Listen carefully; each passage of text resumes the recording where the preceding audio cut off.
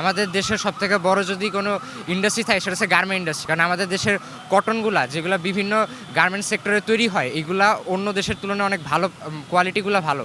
এজন্য আমরা এই দিক থেকে আরও অনেক বছর আগে থেকেই এটা আমাদের প্রচলন। তাই আর এই বিষয় নিয়ে আমাদের অন্য সব দেশে একটা ভালো সুনাম আছে। তাহলে আমরা যদি দুর্নীতিতে জড়ায় যাই তাহলে ইম্পোর্ট এক্সপোর্ট হবে না, যার ফলে আমরা যে ইম্পোর্ট এক্সপোর্ট করি আমরাও তো অন্য সব দেশ থেকে ভালো পণ্যগুলো আমাদের দেশে ব্যবহার করতেছি, তাহলে সে ভালো পণ্যগুলো থেকে আমরা বঞ্চিত হয়ে গেলাম। আসলে কি তাদের উপরেই আমাদের দেশটা নির্ভর করে। এখন তারা যদি একটু দুর্নীতিতে জড়া যায় বা তারা যদি বন্ধ হয়ে যায়, তাদের কাজগুলো না করে, তাহলে হয় কি আমরা একটা বড় সমস্যায় পড়তেছি। কারণ আমাদের যে আমদানি রপ্তানি এটা বন্ধ হয়ে যাবে। এই আমদানি রপ্তানির যদি বন্ধ হয়ে যায় তাহলে আমাদের অর্থনৈতিক একটা ক্ষতি হবে।